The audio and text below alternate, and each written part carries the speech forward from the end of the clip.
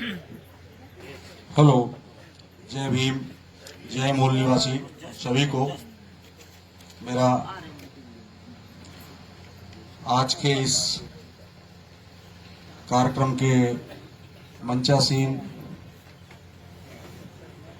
प्रथम सत्र के उद्घाटक श्रीमती मैडम उषा नीलम एवं अध्यक्षता कर रहे श्री बीके साहू जी एवं हमारे इस कार्यक्रम के विशिष्ट अतिथि प्रोफेसर मरावी जी और अपने पोस्ट ऑफिस से श्री मिंज साहब एवं वर्मा जी अनूपपुर से आए हुए और हमारे बीच बैठा है हमारा शिष्य एवं सामने बैठे हुए सभी हमारे मूल निवासी भाई एवं बहनों, खासकर मैं सलाम करता हूं इस मातृशक्ति को कि छोटे छोटे बच्चों को लेकर के यहाँ आए हैं हमारे इस कार्यक्रम में। और ये कार्यक्रम मैं समझता हूं बहुत ऐतिहासिक कार्यक्रम है, लोगों के कान खड़े कर देने वाला कार्यक्रम है, लोगों को जगाने वाला कार्यक्रम है, लोगों को चेताने वाला कार्यक्रम भी है। क्योंकि मैं जब घर से चला तो मुझे लग रहा था बहुत लेट हो गया, पर रैली आ रही थी और रैली के साथ तमाम इस मोहल्ले के लोग, चूंकि इसी मोहल्ले में मेरा घर है, मैं प्रतिक्रियाएं देखते हुए आ रहा था कि लोगों में क्या प्रतिक्रिया है। क्योंकि इस मोहल्ले का, इस ग्राम का ये बड़ा अद्भुत कार्यक्रम है, क्योंकि ऐसे कार्यक्रम लोगों ने देखा नहीं है। खासकर इस मोहल्ले में ये जो कार्यक्रम होते थे बामसेव के रेलवे स्टेशन से शुरू होता था और अंबेडकर चौराहे में खत्म हो जाता था। तो इस कार्यक्रम के जो आयोजक हैं उनके लिए मेरा बहुत बहुत साधुवाद, बहुत बहुत धन्यवाद। और उस टीम के लिए भी जिन्होंने ये इस पूरे ट्रस्ट के स्थापना की सोच रखी थी, आज हमारे बीच में नहीं है। उनको भी मैं आदरांजलि देते हुए डॉक्टर पीसी जबरवा जी को नमन करता हूं। और डॉक्टर आर.के. सिंह भी नहीं हमारे बीच में, विशंबर सिंह भी नहीं है, और तमाम लोग, जिसमें हमारे आदरणीय समयलाल प्रजापति जी, अपने पटेल साहब, ज्ञान सिंह साहब, तमाम लोग, बहुत सारे लोग हैं जिन्होंने इस भूमि की पृष्ठभूमि रखी। और आज हम इस स्थिति में हैं कि पूरा शहर, पूरा प्रशासन ये देख रहा है कि ये डीके खापर्डे मेमोरियल ट्रस्ट क्या है, और इस पे बाकायदे जय भीम की घोष लग रही है। लोग चकित हैं कि इतनी ऊर्जा, इतना पावर अचानक कैसे आ गया। उनको ये मालूम नहीं है कि ये 50 साल की मेहनत है जो आज दिख रही है हमारे बीच में। और प्रशासन भी मैं समझता हूं सहयोगी कर रहा है हमारा, क्योंकि तमाम अधिकारियों को भेजा था उन्होंने। मैं भी थोड़ा थोड़ा डर रहा था कि क्या बात है, कोई विवाद तो नहीं करेंगे, लेकिन ऐसी कोई बात नहीं है। बाद में हमको समझ में आया, क्योंकि हम भी गवर्नमेंट सर्विस में है, तो हमको ये लगा कि हमारे प्रोटेक्शन में है, इनका सहयोग हमको मिल रहा है शासन प्रशासन से।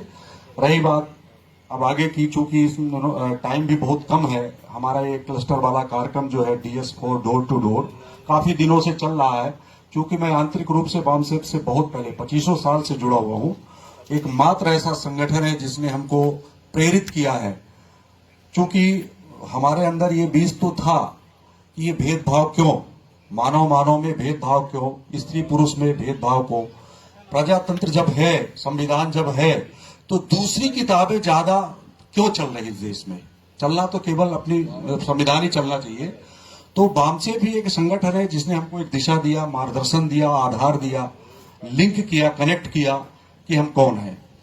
इसी के साथ आज का जो कार्यक्रम है, इस कार्यक्रम में हमें जो सब्जेक्ट दिया गया है, इस सब्जेक्ट में पूंजीपतियों की गुलामी ले डूबेगी मूल निवासी बहुजनों को। तो इस पे हम जब चिंतन कर रहे थे बैठ के, हमारे दिमाग में एक ही बात आ रही थी, पुलिस व्यवस्था को देख करके, लोगों को देख करके, कि ये लोग हमसे डर तो नहीं रहे कहीं।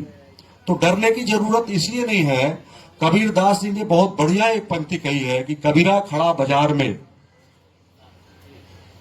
ना काहू से दोस्ती ना काहू से बैर।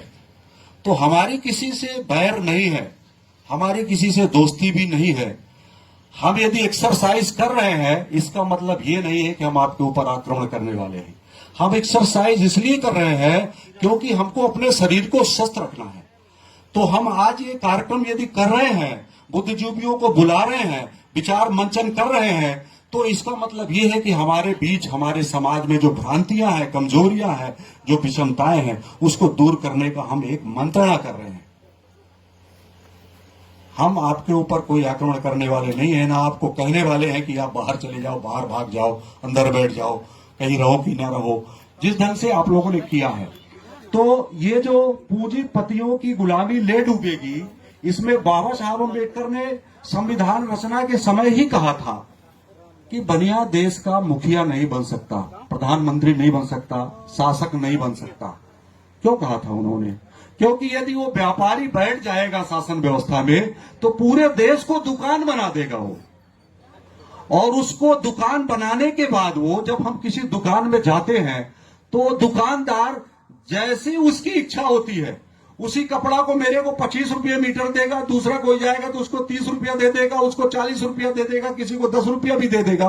तो देश जो है एक व्यापारी के हाथ में नहीं होना चाहिए, ये बाबा साहब ने पहले ही कहा था, क्योंकि व्यापारी अपने हिसाब से देश को चलाएगा। अब आती है अस्पृश्यता, जैसे कि वर्मा जी ने कहा कि अस्पृश्यता, ये सही है कि समाज में जो अस्पृश्यता नाम की चीज थी, सामाजिक छुआछूत की जो बात होती थी, वो शायद बहुत कम रह गई है, थोड़ा सा रह गई है। क्योंकि ये जो उसका स्थान जो लिया है, उसने पूंजीपति अस्पृश्यता जो है स्थान उसका ले लिया है, पूंजीवादी अस्पृश्यता उसका स्थान ले लिया है।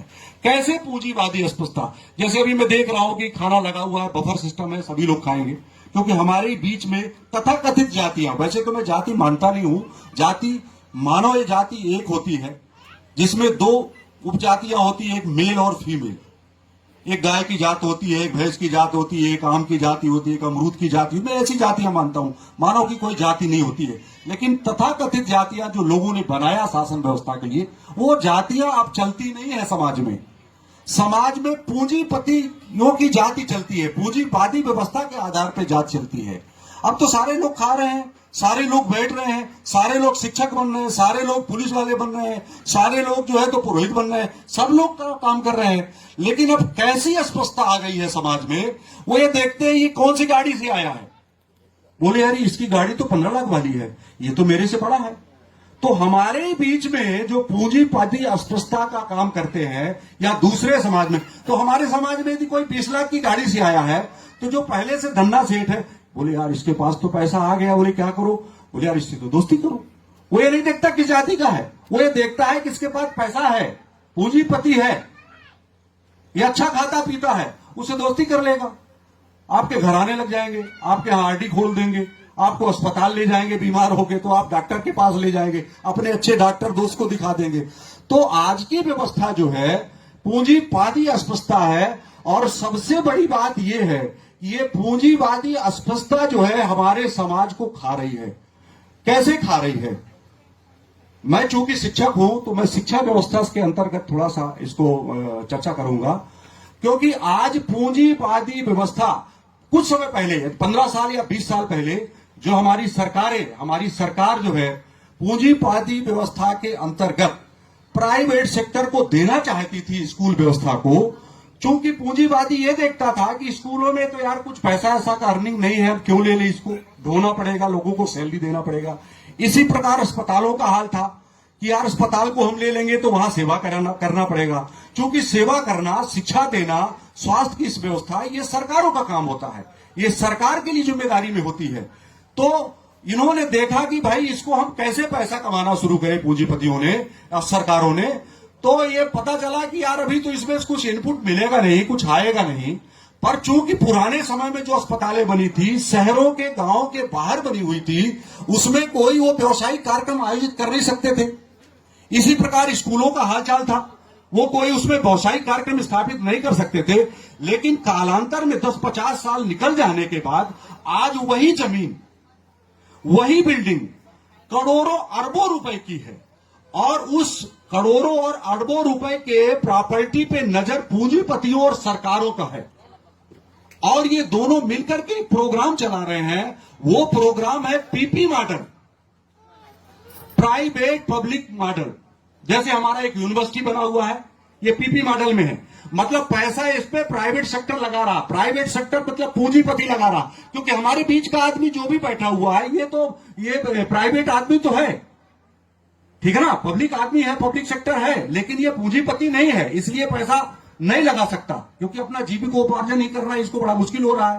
किसी तरह से वो अपना जो है जीविकोपार्जन कर ले रहा। मध्यम वर्ग में अभी तक आ पाया, ये मास्टर हो गया, पटवारी बन गया। तो ये अभी कॉलेज का पीपी मॉडल चल रहा है। और स्कूलों का जो है सीएम राइज स्कूलें बन रही हैं।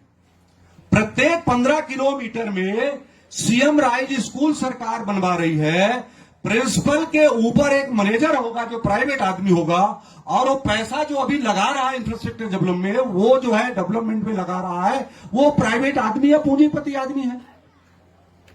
और उस 15 किलोमीटर के दायरे में जो स्कूलें हैं, सारी स्कूलें बंद कर दी जाएंगी।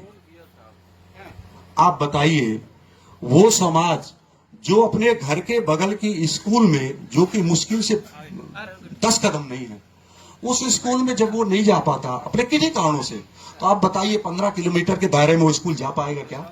नहीं जा पाएगा। तो पूंजीपति वहां भी घुस गया। हमारा मूल निवासी समाज जो थोड़ा सा ग्रो हो रहा था, उग रहा था, उसको फिर बैठाने का काम शुरू कर दिया गया।